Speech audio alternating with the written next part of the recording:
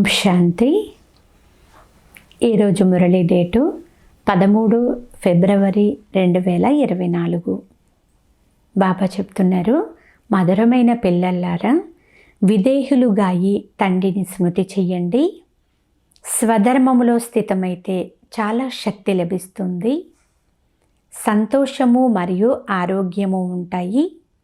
ఆత్మరూపి battery కూడా నిండుతూ ఉంటుంది. ఈరోజు మురళీలోని ప్రశ్న: డ్రామాలో ఏ నిశ్చితాన్ని తెలుసుకున్న కారణముగా పిల్లలైన మీరు సదా అచలముగా ఉంటారు? సమాధానము: వినాశనం కొరకు ఈ బాంబులు మొదలైనవి ఏవైతే తయారై ఉన్నాయో అవన్నీ తప్పకుండా పేలవలసిందే అని మీకు తెలుసు. వినాశనం జరిగినప్పుడే మన నూతన ప్రపంచం వస్తుంది. ఇది డ్రామాలో అనాదిగా నిశ్చితమైపోయి ఉంది. అందరూ మరణించవలసిందే. మేము ఈ పురాతన శరీరాలను వదిలి నూతన ప్రపంచంలో నూతన జన్మ తీసుకుంటాము అని మీకు సంతోషం ఉంటుంది. మీరు నాటకాన్ని సాక్షిగా ఉండి చూస్తారు. ఇందులో చలించవలసిన విషయమూ లేదు, ఏడవలసిన విషయం కూడా లేదు. ఓం శాంతి. తండ్రి కూర్చుని పిల్లలకు వివరిస్తున్నారు, ఏదైతే ఆది సనాతన దేవీ దేవత ధర్మం ఉండేదో దానిని హిందూ ధర్మంలోకి ఎందుకు తీసుకొచ్చారు? అందుకు కారణాన్ని వెలికి తీయాలి. మొదట ఆది సనాతన దేవీ దేవత ధర్మమే ఉండేది. వికారులుగా అయినప్పుడు స్వయాన్ని దేవతలమని చెప్పుకోలేరు కనుక స్వయాన్ని ఆది సనాతన దేవీ దేవత ధర్మానికి బదులుగా అది హిందూ ధర్మము అని చెప్పుకోవడం ప్రారంభించారు. ఆది సనాతన అనే పదాన్ని కూడా ఉంచారు. కేవలం దేవతలు అనే పదాన్ని మార్చి హిందువులు అని పెట్టేసుకున్నారు. ఆ సమయంలో ఇస్లాం వారు భారతదేశంలో ప్రవేశించినప్పుడు బయట నుండి వచ్చిన ఆ ఇస్లాం వారు హిందూ ధర్మము అనే పేరును ఉంచేశారు. మొదట హిందూస్థాన్ అనే పేరే లేదు. అందువల్ల ఆది సనాతన హిందువులు దేవతా ధర్మం వారేనని భావించాలి. వారు ఎక్కువగా ధర్మాత్ములుగానే ఉంటారు. అందరూ సనాతనులు కారు. తరువాత వచ్చిన వారిని ఆది సనాతనులు అని అనరు. హిందువులలో కూడా వెనుక వచ్చేవారు ఉన్నారు. ఆది సనాతన హిందువులకు మనది ఆది సనాతన దేవీ దేవత ధర్మముగా ఉండేది అని చెప్పాలి. మీరే సత్తు ప్రధానమైన ఆది సనాతనులుగా ఉండేవారు. తరువాత పునర్జన్మలు తీసుకుంటూ తమో ప్రధానమైన వారిగా అయిపోయారు. ఇప్పుడు మళ్ళీ స్మృతి యాత్ర ద్వారా సత్తు ప్రధానముగా అవ్వండి అని వారికి చెప్పాలి.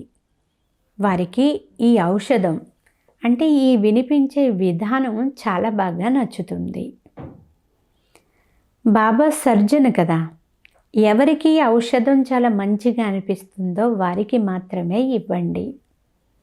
ఆది సనాతన దేవీ దేవత ధర్మానికి చెందిన వారు ఎవరైతే ఉండేవారో వారికి మళ్ళీ స్మృతిని కలుగ చేయాలి. పిల్లలైన మీకు కూడా ఇప్పుడు స్మృతి కలిగింది. మీరు సతో ప్రధానము నుండి ఎలా తమో ప్రధానముగా అయ్యారో బాబా అర్థం చేయించారు.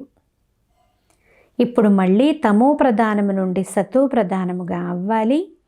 పిల్లలైన మీరు స్మృతి యాత్ర ద్వారా సతో ప్రధానంగా అవుతున్నారు. ఆది సనాతన హిందువులైన వారే వాస్తవానికి దేవీ దేవతలుగా ఉంటారు. అంతేకాక దేవతలను పూజించేవారిగా కూడా వారే అవుతారు. అందులో కూడా ఎవరైతే శివుని భక్తులు లేక లక్ష్మీనారాయణుల లేదా రాధాకృష్ణుల లేదా సీతారాములు మొదలైన దేవతల భక్తులుగా ఉంటారో వారే దైవీ కులానికి చెందినవారు. ఎవరైతే సూర్యవంశీయులుగా ఉంటారో వారే కదా చంద్రవంశీయులుగా కూడా అవుతారని పిల్లలైన మీకు ఇప్పుడు స్మృతి కలిగింది. అందువల్ల అటువంటి భక్తులను వెతకండి. ఎవరు తెలుసుకునేందుకు వస్తారో వారిచే ఫామ్స్ నింపించాలి. ముఖ్య సేవా కేంద్రాల్లోనైనా తప్పకుండా ఫామ్ నింపించే విధానం ఉండాలి. ఎవరు వచ్చినా వారికి పాఠము ప్రారంభం నుండే కదా తెలియచేస్తారు.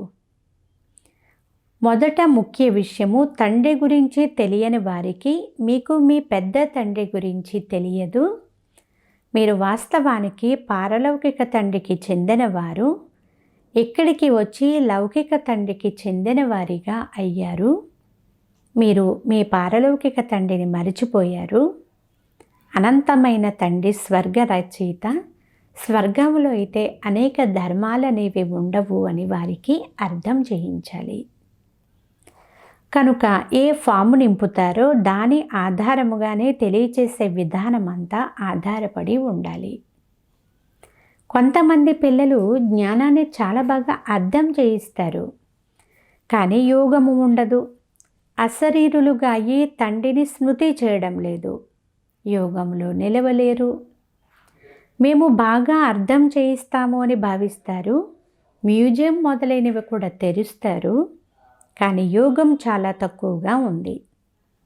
స్వయాన్ని ఆత్మగా భావించి తండ్రిని స్మృతి చేస్తూ ఉండడంలోనే శ్రమ కూడా ఉంది.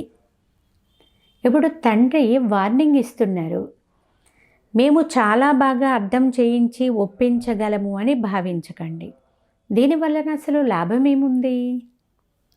భలే స్వదర్శన చక్రధారులుగా అయ్యారు, అయితే ఇందులో విదేహులుగా అవ్వాలి. కర్మ చేస్తున్నా సరే స్వయాన్ని ఆత్మగా భావించాలి. ఆత్మ ఈ శరీరం ద్వారా కర్తవ్యం చేస్తుంది, దీనిని స్మృతి చేయడం కూడా రాదు. అలాంటి వారిని తెలివిహీనులు అని అంటారు. తండ్రిని అసలు స్మృతియే చెయ్యలేరు. సేవ చేసే శక్తి వారి వద్ద లేదు.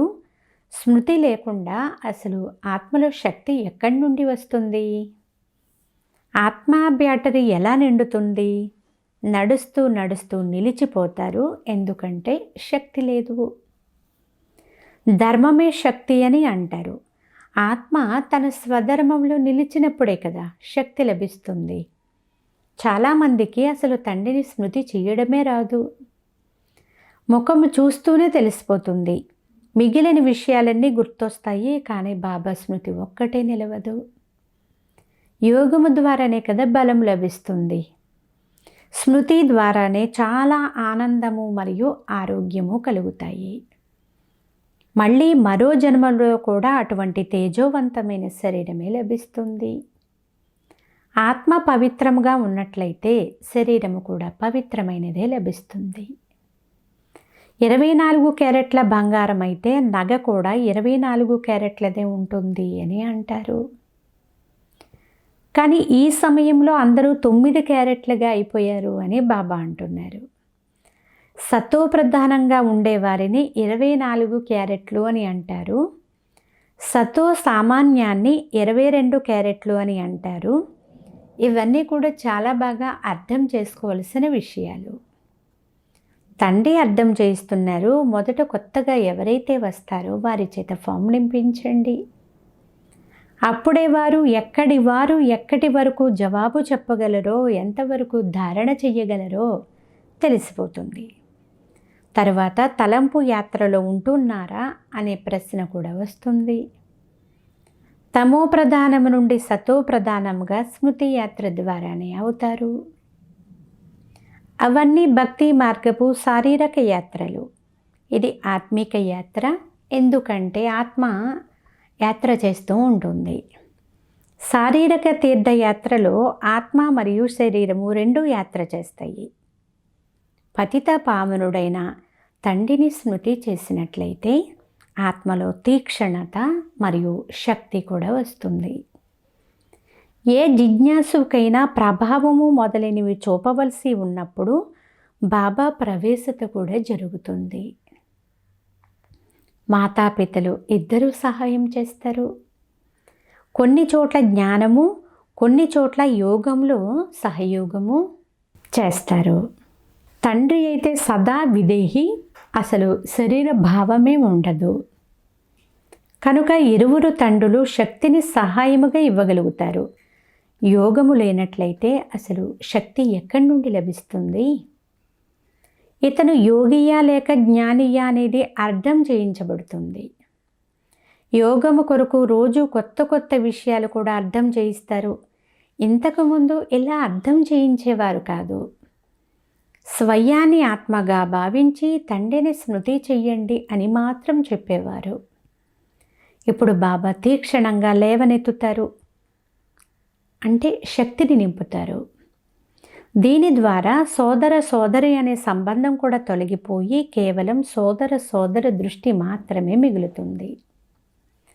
ఆత్మలమైన మనం పరస్పరంలో సోదరులము. ఇదైతే చాలా ఉన్నతమైన దృష్టి. చివరి వరకు ఈ పురుషార్థం నడవాలి. సతో ప్రధానమైనప్పుడు ఈ శరీరాన్ని వదిలేస్తారు. అందువల్ల ఎంత వీలైతే అంత పురుషార్థాన్ని పెంచండి. వృద్ధులకు ఇంకా సహజము. ఇప్పుడు మనం తప్పకుండా తిరిగి వెళ్ళాలి. యువకులకు ఇటువంటి ఆలోచనలు ఎప్పుడూ రావు. వృద్ధులు వానప్రస్థులుగా ఉంటారు. అందువలన ఇప్పుడు తిరిగి వెళ్ళాలి అని అర్థం చేయించబడుతుంది.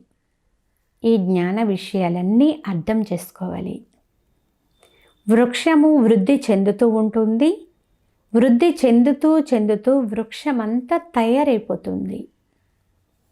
ముళ్ళను పరివర్తన చేసి నూతనమైన చిన్న పుష్పాల వృక్షాన్ని తయారు చేయాలి. నూతనముగా తయారై మళ్ళీ పురాతనమైనదిగా అవ్వాలి. మొదట వృక్షము చిన్నదిగానే ఉంటుంది. తర్వాత అది వృద్ధి చెందుతూ ఉంటుంది. అలా వృద్ధి చెందుతూ చెందుతూ చివరికి ముళ్ళుగా తయారైపోతుంది. మొదట పుష్పాలుగా ఉంటారు. దాని పేరే స్వర్గము. తరువాత ఆ సువాసన, ఆ శక్తి ఉండవు. ముళ్ళలో సువాసన ఉండదు కదా. తేలికైన పుష్పాలలో కూడా సువాసన ఉండదు. తండ్రి తోటమాలి మరియు నావికుడు కూడా అయ్యారు. అందరి నావను తీరానికి చేరుస్తారు. నావను ఎలా తీరానికి చేర్చుతారో, ఎక్కడికి తీసుకొని వెళ్తారో తెలివైన పిల్లలు మాత్రమే అర్థం చేసుకోగలుగుతారు.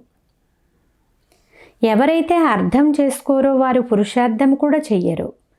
ఎందుకంటే నెంబర్ వారీగా ఉంటారు కదా. కొన్ని విమానాలు శబ్ద వేగం కంటే తీక్షణంగా వెళ్తాయి.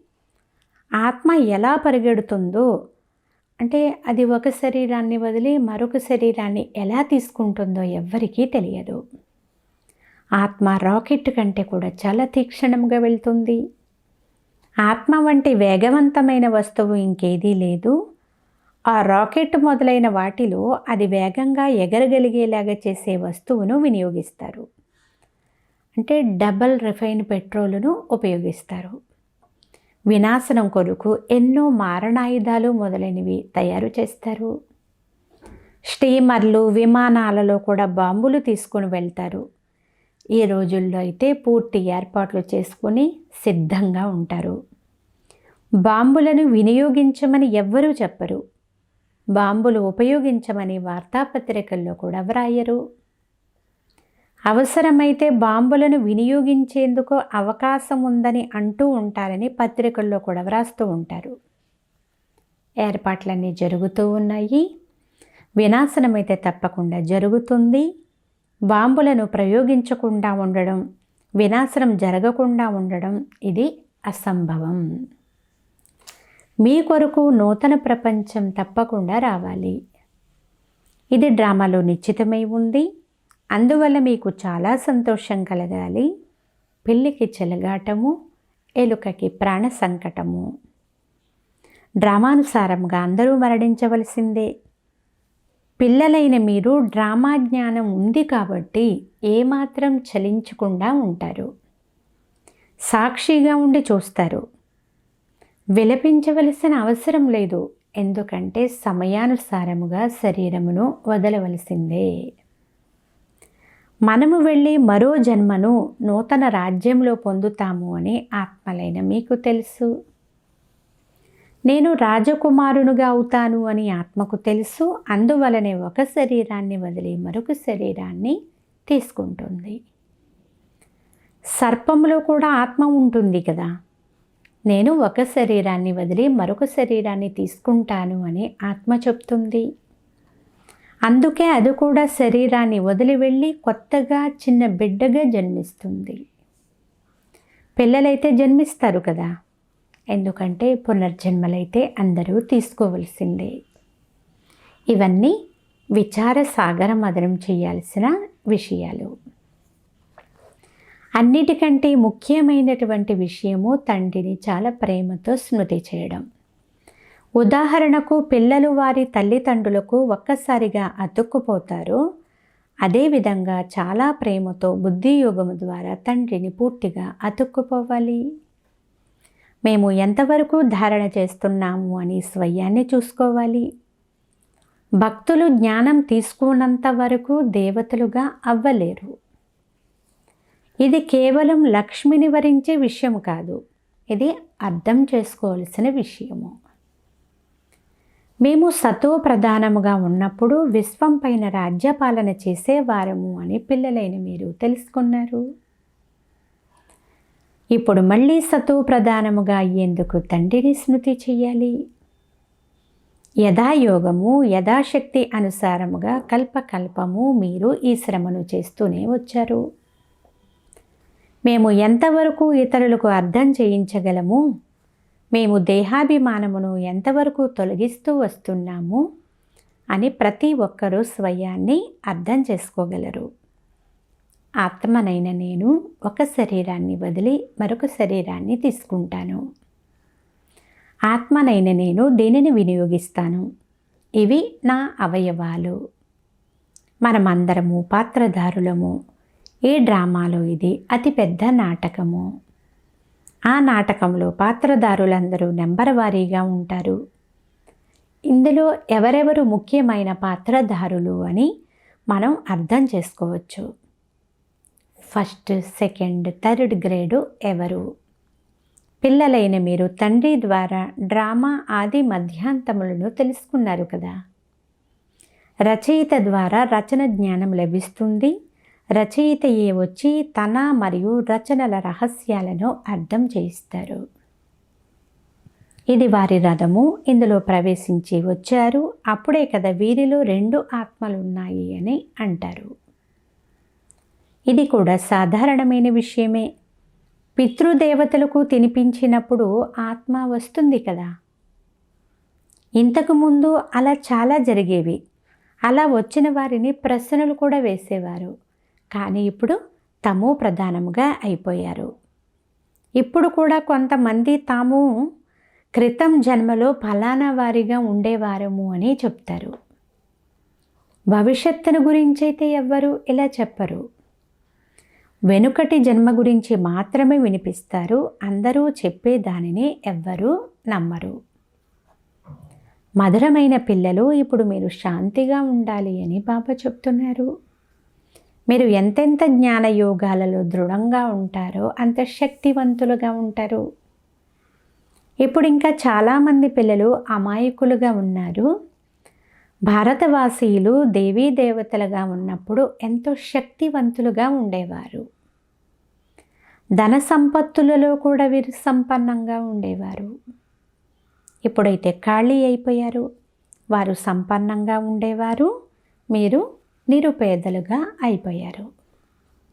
భారతదేశం ఎలా ఉండేది, ఇప్పుడు ఎలా ఉంది అనే విషయాలు స్వయంగా మీకు కూడా తెలుసు. ఆకలితో మరణించాల్సిందే. ధాన్యము, నీరు మొదలైనవి ఏవి లభించవు.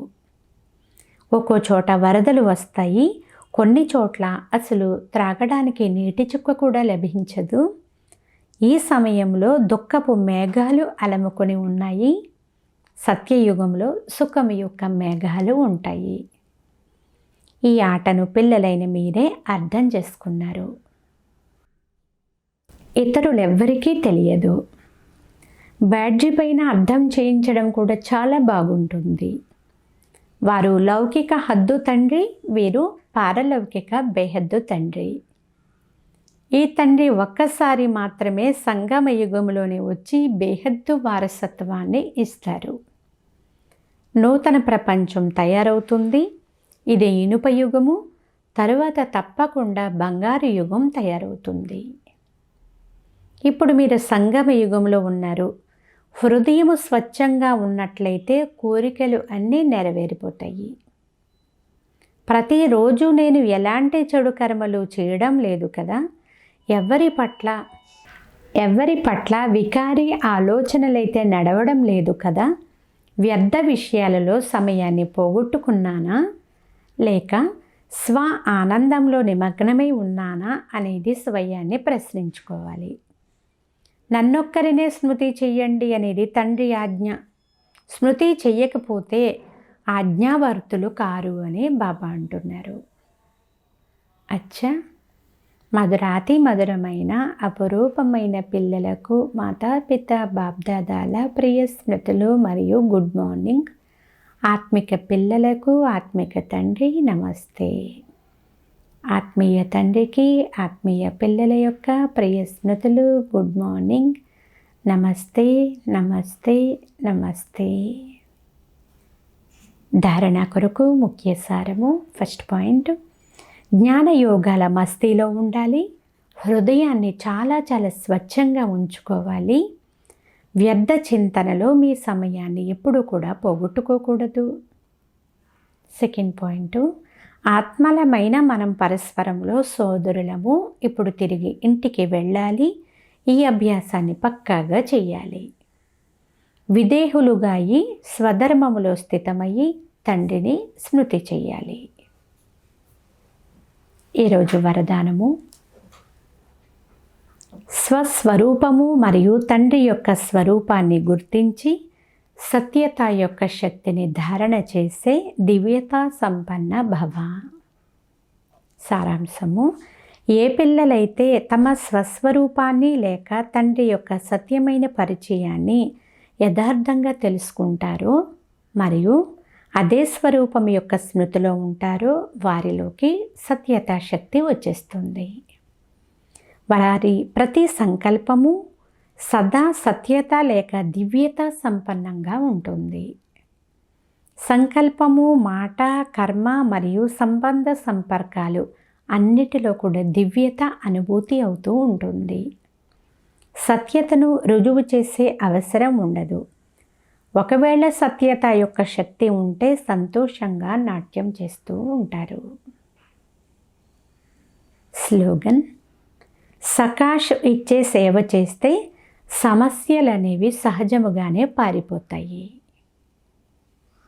అచ్చా, ఓం శాంతి.